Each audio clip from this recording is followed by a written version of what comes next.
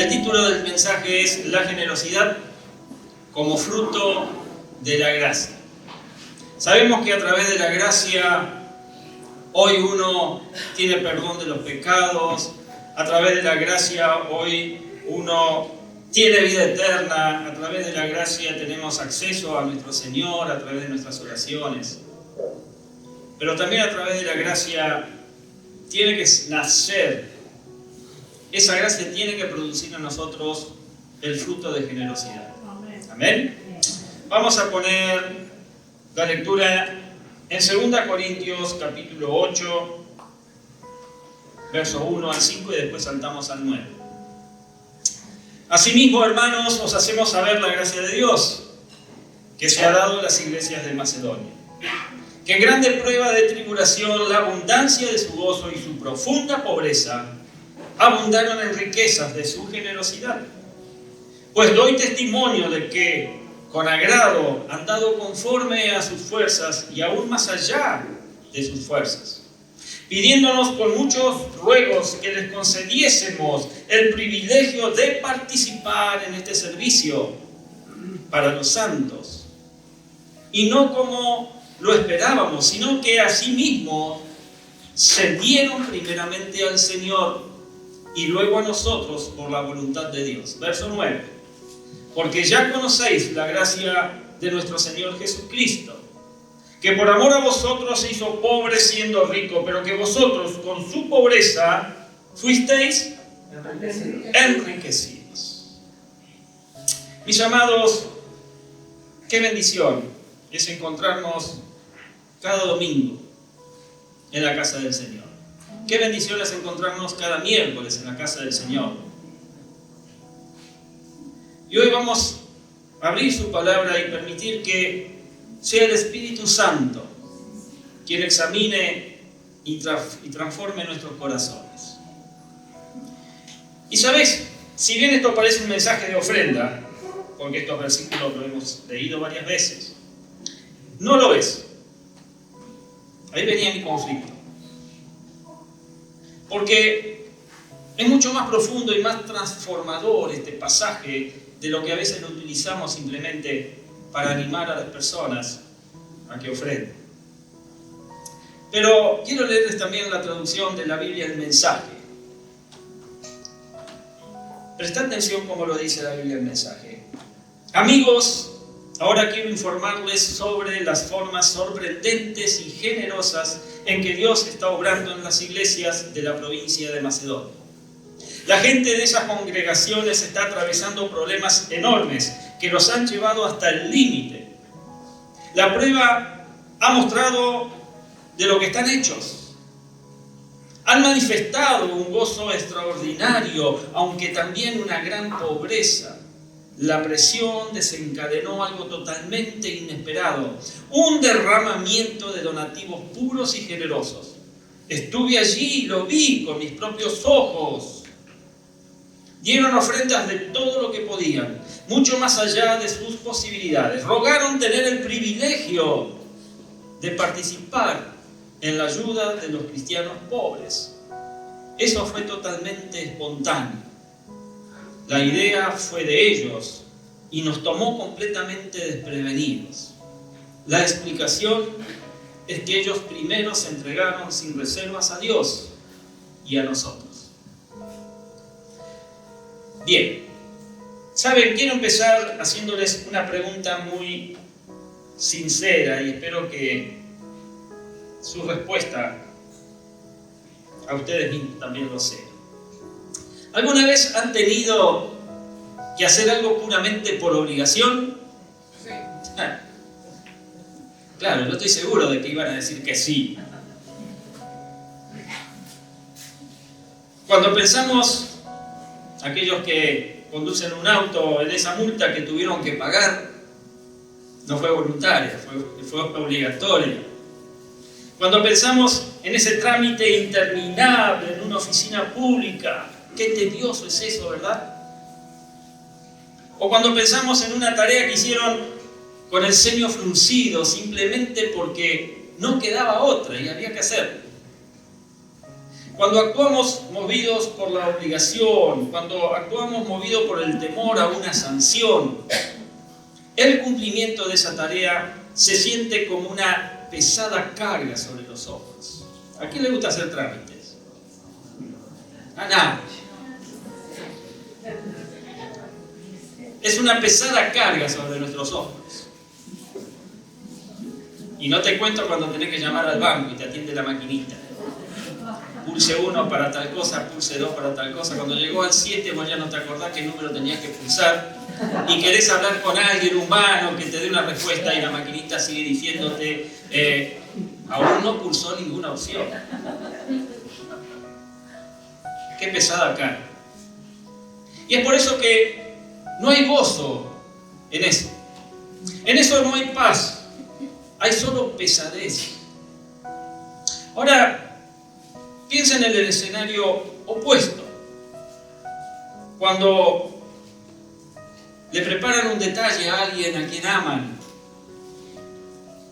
profundamente. O cuando le hacen un favor a esa persona que estuvo a su lado cuando nadie más creía en ustedes. Claro, ahí la historia cambia por completo porque nadie los está obligando a hacer. Uno lo hace porque realmente desea hacerlo. Y nadie los está presionando. Lo hacen con toda felicidad y una sonrisa en la cara, con ganas porque no nace del deber, de la obligación, de algo obligatorio, sino que surge del agradecimiento y del afecto, del amor que uno puede tener por la persona. Y tristemente cuando se toca el tema de las finanzas en el contexto de la iglesia, para que entiendas, cuando se habla de diezmo, se habla de ofrenda, se habla de generosidad, muchísima gente siente exactamente esa pesadez como algo obligatorio. Piensan, ya otra vez viene a pedirme dinero, otra vez presionan con las cuentas, o quizás pensás tengo que dar para que Dios no me castigue o para que me bendiga. Muchos cristianos, mis amados, piensan esto último, que hay que dar para ser bendecido o para no sufrir una terrible consecuencia a modo de castigo del cielo. Decirle al que está a tu lado, lo has pensado, porque yo sí lo hice. Yo lo hice. Yo lo pensé muchas veces en mi pasado. Y saben, se entiende por qué existe ese cansancio. Porque a lo largo de los años se ha usado y abusado de este tema en muchos lugares, en muchas iglesias, convirtiendo la fe en una especie de transacción comercial donde se manipula el bolsillo, la billetera de las personas a través del miedo o la ambición. Pero hoy quiero decirles desde lo más profundo de mi corazón, como su pastor, que la Biblia no nos enseña a vivir así. Dios no está buscando nuestro dinero a la fuerza. Él busca corazones que dan con libertad y lo hacen con gratitud. Hoy abrimos entonces el libro de 2 Corintios para entender cómo la gracia de Cristo transforma por completo nuestra relación con los recursos materiales.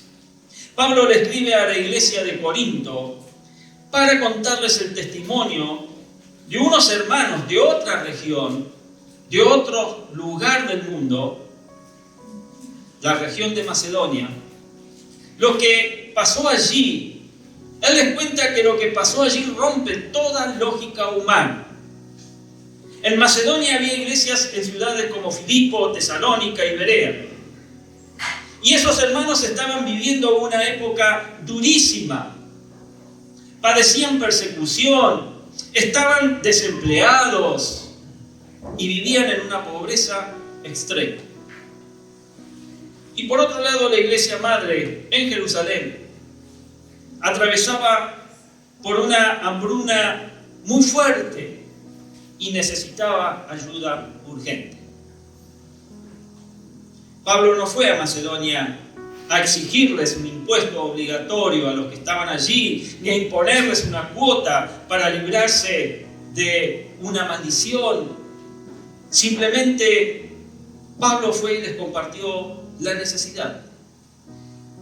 Y la reacción de los macedonios fue tan sorprendente que Pablo no tuvo más remedio que dejarlo registrado en la Biblia.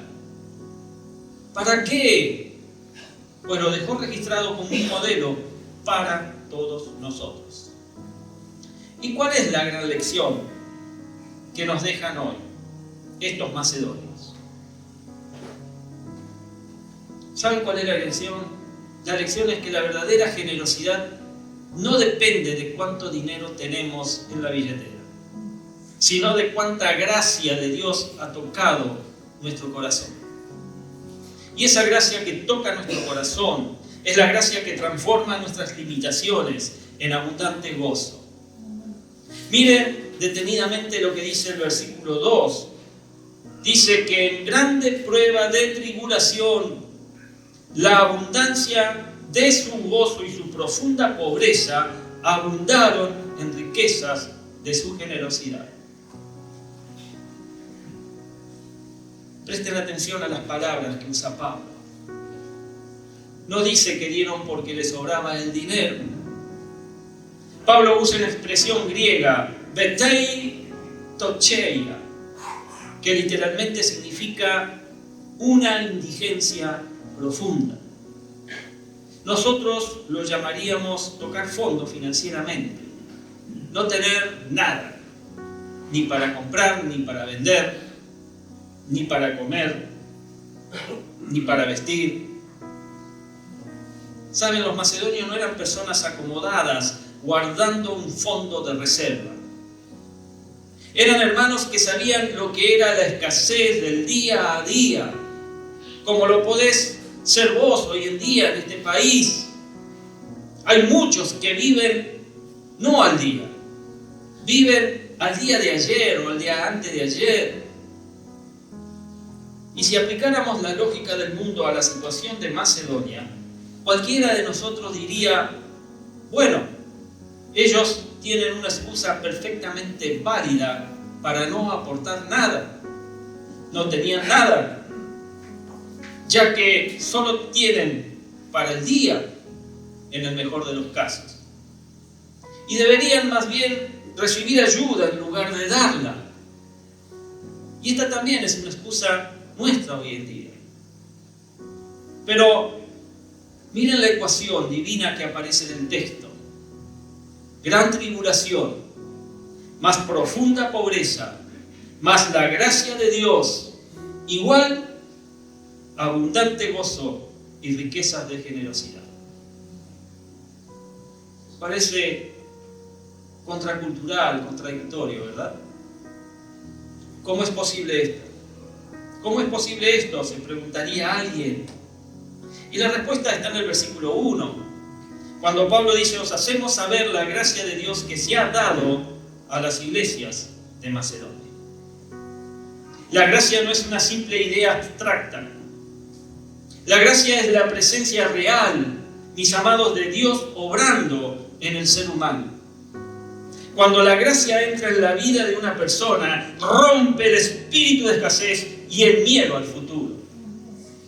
El mundo nos enseña a acumular por temor a quedarnos sin nada mañana. La gracia nos llena de un gozo tan profundo que nos hace ver que nuestro sustento jamás ha dependido de nuestras fuerzas. Nuestro sustento depende de la fidelidad de nuestro amado Señor. Hermanos, hermanas, el principal obstáculo para ser generosos raras veces es la falta de ingresos. El miedo a no llegar a fin de mes, miedo a perder el control, miedo a la inestabilidad. Pero los macedonios descubrieron que cuando el corazón está lleno del gozo del Señor, ni siquiera la pobreza más profunda puede apagar el deseo de ser de bendición para otros. Esta no es una iglesia rica. Esta no es una iglesia que realmente hay gente que tiene riqueza, pero realmente es una iglesia generosa. Porque los miércoles se demuestra, no solamente con el servicio, la cocina, las personas que vienen a cocinar, sino con aquellos que donan de corazón lo que haga falta para que haya personas que coman una comida nutriente y caliente, aunque sea una vez a la semana. Yo doy gloria a Dios por eso. Ni siquiera la pobreza más profunda puede apagar el deseo de ser de bendición para otro. Amén. Y es por todo esto que tener el corazón lleno del gozo del Señor es un privilegio que se abraza, no una carga que se impone. Sigamos la lectura de los versículos 3 y 4.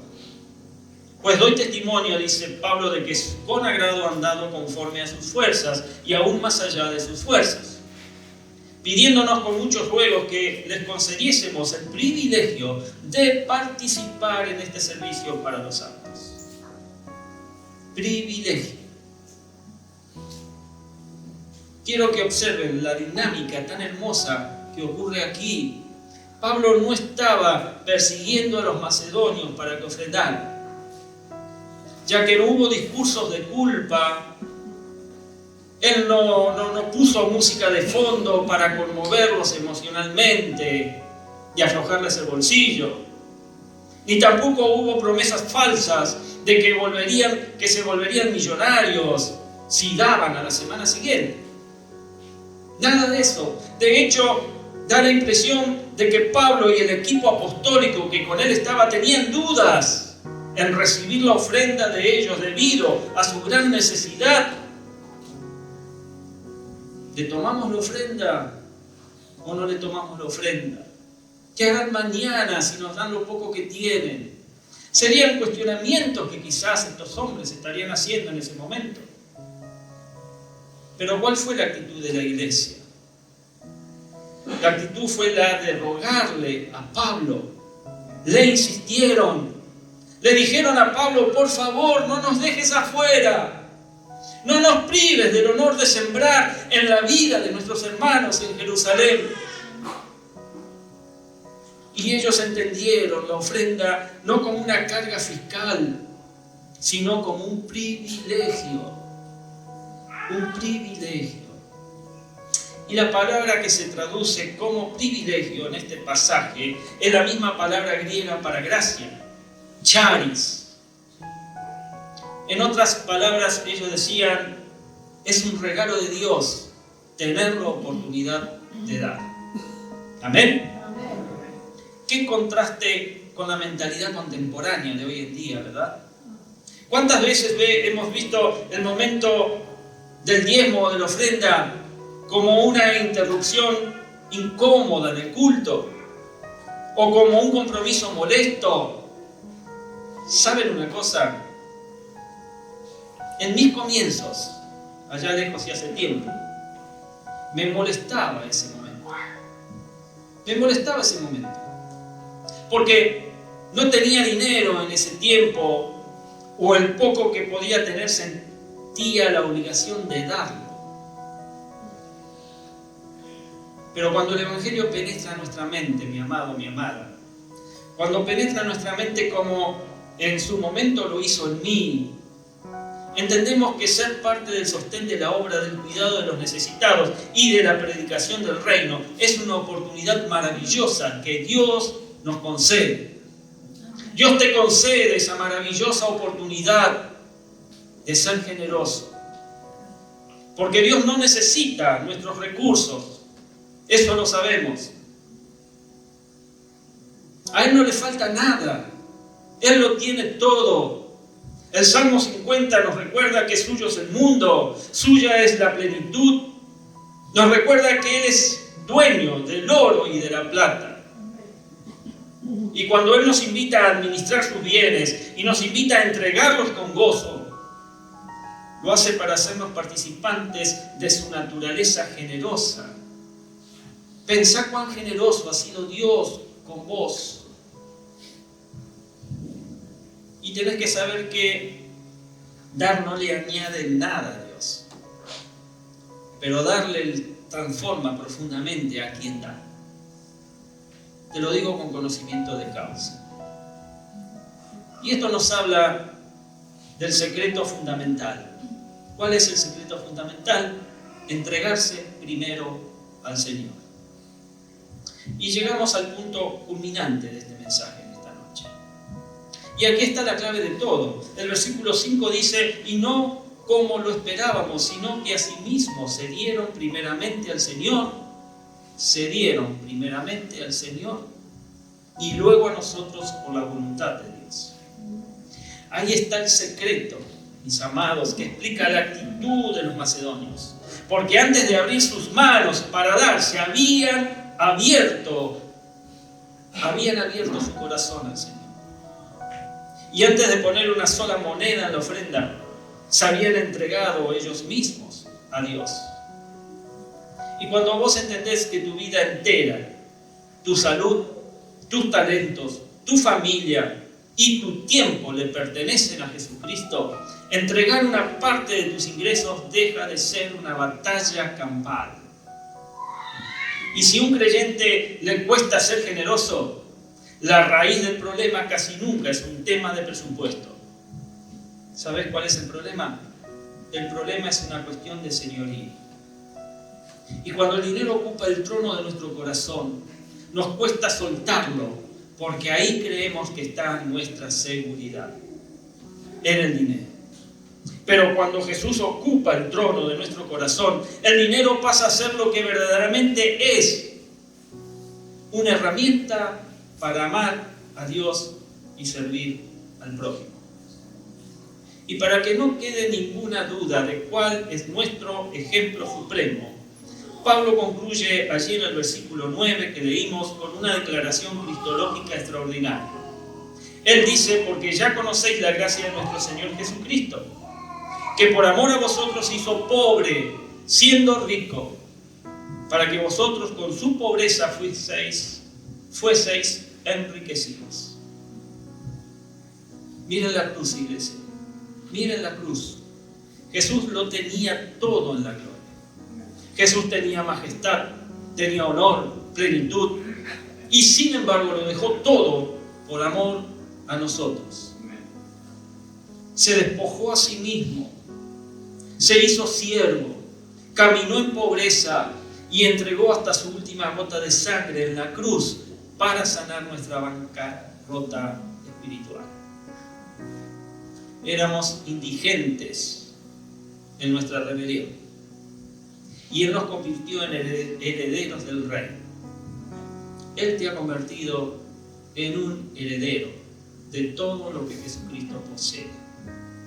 Y la generosidad cristiana no es un esfuerzo de la voluntad humana para cumplir una regla legalista. Es la respuesta del corazón que ha sido cautivado por ese sacrificio de Cristo en la cruz. Cuando te das cuenta de lo mucho que se te ha dado sin merecerlo, mi querido, mi querida, el egoísmo empieza a desaparecer. Decir al que está a tu lado, ahora lo entiendo. Ahora lo entiendo. Yo en un momento en mi vida lo he entendido. Y de ahí en más, mi Señora lo puede decir, cuán generoso Dios, a través de su gracia, me ha hecho. Para terminar en esta noche entonces, mis amados, al cerrar este mensaje quiero que nos llevemos esto bien grabado en la mente y en el alma. En nuestra iglesia, mi querido, mi querida, y escucha bien, jamás les pediremos nada por coacción, por manipulación o para enriquecer a personas. Quiero enseñarles la palabra tal como es, porque deseo que experimenten la libertad, que experimenten la madurez que vienen de caminar con Cristo. Y para que pongan en práctica esta enseñanza durante esta semana, los animo a dar 3 pasos muy concretos en su vida personal. El primer paso, examinen la motivación de su corazón antes de actuar. Así la próxima vez que en sus casas preparen sus diezmos, preparen la ofrenda que han de traer, deténganse en unos minutos. No lo hagan en automático ni por rutina. Oren y digan: Señor, esto que pongo en tus manos no es para cumplir una norma rígida, es un acto de adoración. Tenés que entenderlo así. Y te doy gracias porque tú, Señor, me diste la salud para trabajar, y porque en la cruz tú me lo diste todo. Segundo paso: rindan el control financiero al señorío del Señor. Tomen un momento en su devocional familiar para revisar sus prioridades. Pregúntense: ¿está Dios en el primer lugar de mi presupuesto o solo le entrego lo que me sobra después de mis gastos personales? Denle a Él el lugar que le corresponde como administrador y dueño de todo lo que posee. Y el tercer paso: sustituyan el miedo por la confianza en el Padre. Si han vivido con el temor a la escasez, recuerden el testimonio de la iglesia en Macedonia. Recuerden este mensaje, recuerden este pasaje. Dios no abandona a un corazón que confía en Él, porque la generosidad no te deja en la ruina. Al contrario, la generosidad abre tus ojos para ver la provisión constante de Dios día tras día. Pongan en práctica, mis amados, estos pasos, esta enseñanza durante esta semana. Yo los animo a dar estos 3 pasos, porque son muy concretos en su vida personal. ¿Ven? Dios te bendiga. Ponete de pie.